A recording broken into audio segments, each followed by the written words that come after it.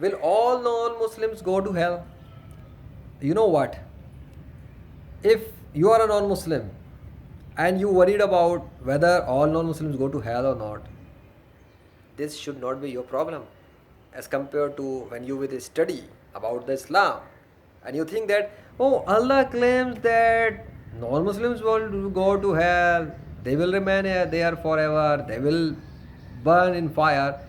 So my question is, if you are worried about reading it in Quran or about hearing it from Muslims, why is it harming and affecting your mindset?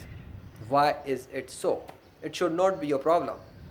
Because if you believe in some other god other than Allah, so you already have a God who you believe, and you already are following a religion, and you already have your own rules regarding whatever your beliefs are based on your religion.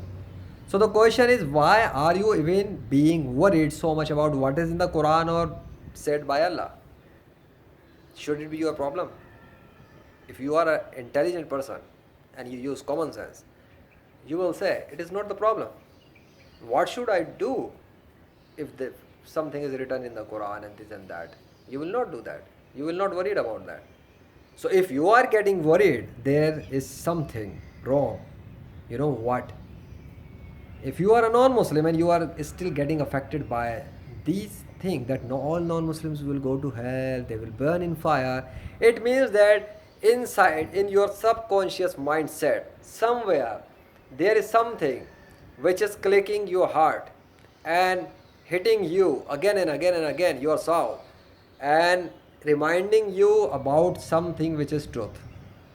This is why you are getting affected. Now, what is that?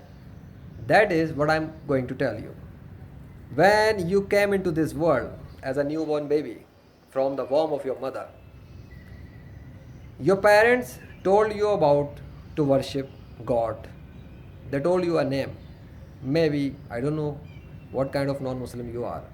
It could be Jesus, Moses, Zeus, Ram, Krishna, Moses, etc.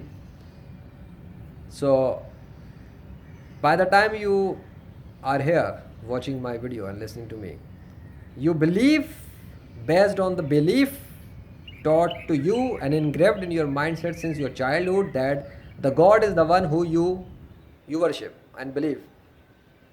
So, however, the reality is that you were created by only one God.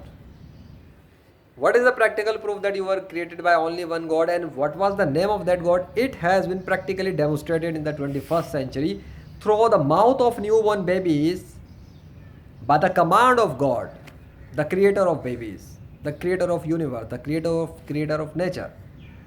And that one God demonstrated his name through the mouth of newborn babies. So they started to speak, recite, and witness his name by his command. So if you want to see that, who is that God? How did he do that? Where is the reality? Then go to godofnature.org and see that. The God, the creator of you. When you will see the name of that God, when you will see the reality, when you will see that no other God except Him is doing it, already done it, then you will understand, oh my God, this is why I'm getting affected by this belief, by this claim from the Quran or from the Muslims that all non-Muslims will go to, like, if they died as a non-Muslim, they will go to hell forever. Why? Because by birth you were not a non-Muslim. By birth you were a Muslim. Your core is Islam, your core is Muslim, and the God who demonstrated his name is Allah. He did it practically in the 21st century. So this is why in your subconscious, the reality, the true soul is feel missing something in the heart, and that's why you getting offended and affected by this belief, because obviously you are not a non-Muslim before by birth. You are a non-Muslim now. That is why even if you don't want, but it is affecting you based on your originality.